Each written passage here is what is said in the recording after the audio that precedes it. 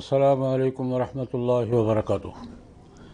الحمدللہ رب العالمین والصلاة والسلام علی سید الرسل و خاتم النبیین وعلی آلہ واصحابہ واتباعہ اجمعین، اما بعد۔ اس وقت ہم پاکستان میں قومی سطح پر جن مسائل سے دوچار ہیں، ایک ناموس رسالت کے تحفظ کا مسئلہ، اس کے ساتھ ہی ختم نبوت کے تحفظ کا مسئلہ، اور دوسرا مساجد و مدارس اور اوقاف کی آزادی کا مسئلہ۔ یہ دو مسئلے اس وقت فرنٹ پر ہیں اور اس پر پورے ملک کے دینی حلقے اور ہر حلقے کے سنجیدہ حضرات پریشان ہیں، اضطراب کا شکار ہیں۔ تو میں ان دو حوالوں سے دینی حلقوں کا موقف کیا ہے، اس پر مختصراً بات کرنا چاہوں گا۔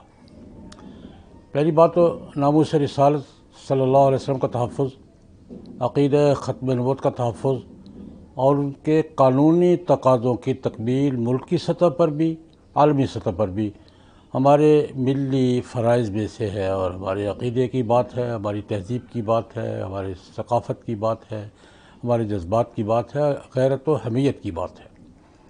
اس پر پاکستان میں جو قانون نافذ ہیں، میں ان دونوں کو الگ الگ نہیں سمجھتا، دونوں ایک دوسرے پر اثر انداز ہوتے بھی ہیں اور دونوں ایک دوسرے سے متاثر ہوتے بھی ہیں، لیکن بہرحال اس وقت ٹائٹل ناموس رسالت کے تحفظ کا مسئلہ ہے۔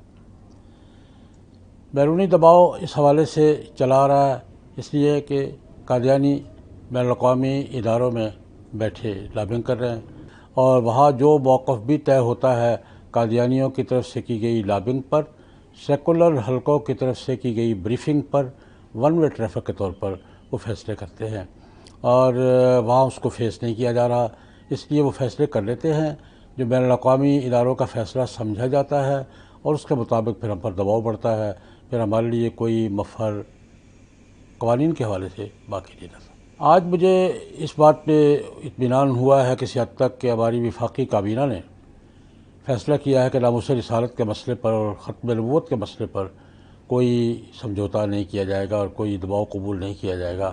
اور اگلی بات جو کی گئی ہے وہ یہ ہے کہ بین الاقوامی اداروں کو اور یورپی یونین کو اور مغربی ممالک کو اس معاملے میں اعتماد میں لیا جائے گا، یعنی ان کو بریف کیا جائے گا۔ تو یہ ایک اچھا فیصلہ ہے، میں اس فیصلے کو ایک اچھا فیصلہ سمجھتا ہوں کہ ہم نے بات کرنے کا فیصلہ کیا۔ اب تک تو صورتحال یہ ہے کہ وہ ایک بات کہتے ہیں، ہم اس کے یا وضاحتیں پیش کرنا شروع کر دیتے ہیں یا اس کے مطابق اقدامات شروع کر دیتے ہیں۔ پہلا موقع ہے کہ یہ بات کہی گئی کہ ہم ان سے بات کریں گے۔ یہاں میں ایک بات کہنا چاہوں گا، مقتدر حلقوں سے، حکمران طبقات سے، اور جن کے ہاتھ میں بھی پالیسی ہے ان سے، کہ جناب اگر واقعتاً سنجیدہ ہیں، آپ سیریس ہیں کہ ناموس رسالت کے مسئلے پر، ختم نبوت کے مسئلے پر آپ نے بین الاقوامی اداروں کو اعتماد میں لینا ہے اور ان کو بریف کرنا ہے اور ان تک اپنا موقف سمجھانا ہے، تو یہ موجودہ سفارتی عملے کے بس کی بات نہیں ہے۔ یہ بات میں دو ٹوک عرض کرنا چاہوں گا۔ ہمارا موجودہ سفارتی عملہ جس لیول کا بھی ہے اور ہمارا موجودہ پولیٹیکل عملہ جس لیول کا بھی ہے، وہ ان مسائل پہ بریفنگ کی اہلیت نہیں رکھتا۔ اس کے لیے آپ کو دینی حلقوں کی اعلیٰ قیادت کو، اور دینی حلقوں میں قیادت کے حوالے سے میں یہ جملہ اضافہ کروں گا کہ دینی حلقوں کی مسلمہ قیادت کو آپ کو اعتماد میں لینا ہوگا۔ بین الاقوامی فورم پر اگر ان مسائل کو، نظریاتی، تہذیبی اور اعتقادی مسائل کو دینی قیادت ہی فیس کر سکتی ہے، آپ کے بس کی بات نہیں ہے۔ میں یہ مثال دینا چاہوں گا، جنوبی افریقہ کے سپریم کورٹ میں کیس تھا، قادیانیوں کے حوالے سے تھا، جنرل ضیاء الحق مرحوم کا دور تھا، جنرل صاحب ان مسائل کو سمجھتے تھے، انہوں نے یہاں سے اہل علم کا وفد بھیجا تھا، مولانا مفتی محمد تقی عثمانی تشریف لے گئے تھے، حضرت مولانا محمد یوسف لدھیانوی رحمۃ اللہ علیہ تشریف لے گئے تھے، ڈاکٹر محمود احمد غازی مرحوم تشریف لے گئے تھے، اور اس سپریم کورٹ میں پاکستان کے موقف کی ترجمانی اور وکالت اہل علم نے کی تھی، مختلف اور بزرگ بھی تھے، تو ہم نے وہ کیس جیتا تھا، اور جنوبی افریقہ کی سپریم کورٹ کو یہ باور کرانے میں کامیاب ہو گئے تھے کہ قادیانی ہم سے مختلف ہیں، وہ ہمارا حصہ نہیں ہے۔ آج بھی وہی تکنیک اختیار کرنی پڑے گی۔ اگر آپ یہ کہیں کہ آپ بریف کر لیں گے ان کو، یہ نہیں ہوگا۔ آپ کو بالکل اسی پیٹرن پر جس پر جنرل ضیاء الحق مرحوم نے جنوبی افریقہ میں کی سپریم کورٹ میں کیس لڑا تھا، اسی انداز میں، اسی لیول پر آپ کو یورپی یونین میں، جنیوا ہیومن رائٹس کمیشن میں، اقوام متحدہ میں، جنرل اسمبلی میں، متعلقہ اداروں میں ناموس رسالت کا کیس بھی اور ختم نبوت کا کیس بھی اسی انداز میں آپ کو لڑنا ہوگا، ورنہ یہ لیپا پوتی ہوگی بھائی۔ ہم تو اس کو لیپا پوتی ہی سمجھیں گے کہ آپ سیریس نہیں ہیں، آپ نے ہمارا منہ بند کرنے کے لیے یہ بات کیا کہ ہم ان کو اعتبار کریں گے۔ تو ایک بات اور میں اضافہ کر کے پھر دوسرے موضوع کی طرف آتا ہوں۔ یہ بات ٹھیک کی ہے آپ نے کہ ناموس رسالت کے مسئلے پر، ختم نبوت کے مسئلے پر کوئی سمجھوتا نہیں ہوگا، ہم کوئی ایک قدم پیچھے ہٹنے کو تیار نہیں ہیں۔ یہ آپ نے ان سے کہی ہے، میں آپ سے کہہ رہا ہوں کہ ہم ان دونوں مسئلوں میں ایک قدم بھی پیچھے نہیں ہٹیں گے۔ آپ نے جی کہا، ٹھیک کہا، ہم آپ سے کہہ رہے تھے ہم آپ کو ہٹنے بھی نہیں دیں گے، ہم آپ کے ساتھ پیچھے کھڑے ہیں اور پوری مستعدی کے ساتھ کھڑے ہیں۔ پاکستانی قوم متحد ہے، ان دو مسئلوں پر ہم متفق ہیں، متفق تھے، متفق ہیں، متفق رہیں گے، متحرک تھے، متحرک ہیں، متحرک رہیں گے۔ تو اس لیے میں یہ چاہوں گا کہ آپ اس سیریس ہو جائیں۔ میری درخواست صرف اتنی ہے، اپنے مقتدر حلقوں سے، پالیسی میکرز سے سیریس ہو جائیں۔ جس طرح آپ سیریس ہو گئے نا اس مسئلے پر اور قوم کے ساتھ ہوئے، تو انشاءاللہ العزیز حل کا راستہ نکل آئے گا۔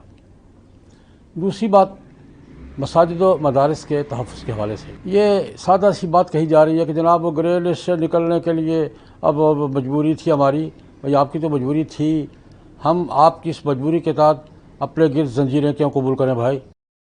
آپ زنجیریں ہمارے گرد پھیلا دی ہیں، ہم ان زنجیروں کو نہیں قبول نہیں کرتے بھائی۔ ہم مسجد، مدرسہ اور وقف کے شرعی احکام سے بھی دستبردار نہیں ہوں گے، اور جو شہری حقوق مسلمہ دنیا کے مسجد، مدرسہ اور عمومی اوقاف، اس کے شرعی احکام سے بھی دستبردار نہیں ہوں گے، کسی قیمت پر نہیں ہوں گے۔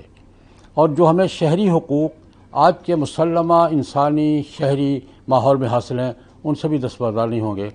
میرے بھائی، آپ نے تو ہمارے ساتھ کیا کیا ہے، میں دو لفظوں میں عرض کروں گا کہ برطانوی حکومت نے 1857 میں جنوبی ایشیا پر قبضے کے بعد اوقاف قوانین تبدیل کیے تھے۔ پچھلا پورا قانونی نظام اوقاف کا تبدیل ہو گیا تھا، اور تمام اوقاف جو مغلوں نے یا دوسرے لوگوں نے کیے ہوئے تھے، وہ آپ کی تحویل میں چلے گئے تھے، انگریز کی تحویل میں چلے گئے تھے۔ اس وقت میں یہ ذکر کرنا ضروری سمجھتا ہوں، سر سید احمد خان مرحوم، جسٹس امیر علی مرحوم اور ان لوگوں نے جو اس وقت انگریز کے ساتھ تھے، انہوں نے محنت کر کے برطانوی حکومت سے یہ موقف منوایا تھا کہ ہماری مسجد، ہماری عبادت، ہماری دینی تعلیم اور ہمارے خاندانی نظام، یہ آپ کی برطانوی حکومت کی قانونی دستبرد سے محفوظ رہے گا، اور یہ تحفظات ہمیں حاصل ہوئے تھے۔ اور 1860 کے ایکٹ میں جو ہمیں تحفظات دیے گئے تھے کہ مسجد، مدرسہ، وقف یہ آزاد ہوں گے، اس کے بعد پھر آپ کو یاد ہوگا، میں حوالہ دینا چاہوں گا، قائد اعظم محمد علی جناح مرحوم نے جو اوقاف کا بل پیش کیا تھا وائسرائے کونسل میں اور منظور کروایا تھا، وہ ذرا تسلسل پہ نظر ڈال لیں۔ آپ ہمیں نئے کوئی حقوق نہیں دے سکتے، آپ کی مرضی ہے۔ آپ اسلامی جمہوریہ پاکستان میں دین کو نئی کوئی بات نہیں دے سکتے، تو جو دین کو، دینی حلقوں کو پہلے سے جو مراعات حاصل ہیں اور جو انگریزوں نے دی تھی، اور کس کی جدوجہد کے نتیجے میں، سر سید احمد خان مرحوم کی جدوجہد کے نتیجے میں، جسٹس سید امیر علی مرحوم کی جدوجہد کے نتیجے میں، پھر قائد اعظم محمد علی جناح رحمۃ اللہ علیہ کے جدوجہد، وہ تو ہم سے واپس نہ لینا میرے بھائی، خدا کا خوف کریں یار۔ میں اس پورے اوقاف کے قوانین پر ایک جملے کا تبصرہ ہے کہ جو اوقاف کو، مسجد کو، دینی تعلیم کو اور مدرسے کو جو آزادی انگریزوں نے 90 سالہ دور میں دیے رکھی ہے، ہمارے یہ بھائی ہم سے وہ بھی واپس لے لینا چاہتے ہیں۔ یہ بات قابل قبول نہیں ہے اور نہیں ہوگی انشاءاللہ العزیز۔ یہ دونوں مسئلے، ناموس رسالت کے تحفظ کا مسئلہ بھی اور مسجد و مدرسہ اور وقف کے شرعی احکام اور شرعی حقوق کا مسئلہ بھی، ہمارے دین و ایمان کا مسئلہ ہے، عقیدے کا مسئلہ ہے، اور ہماری زندگی موت کا مسئلہ ہے. ہم اس پہ کسی سمجھوتے کے روادار نہیں ہیں. آپ سے درخواست یہ ہے کہ یہ IMF اور FATF کو ہم پر مسلط نہ کریں. یہ نئی ایسٹ انڈیا کمپنی ہے.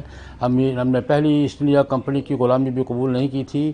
اس ایسٹ انڈیا کمپنی کی غلامی بھی قبول نہیں کریں گے. اس غلامی کو ہم مسترد کرتے ہیں. میری یہ پیر دینی حلقوں سے بھی، وکلاء سے بھی، تاجروں سے بھی اور میڈیا سے متعلقہ حضرات سے بھی میری درخواست ہے کہ تھوڑا سا آپ بھی اپنی اداؤں پہ ذرا غور کریں.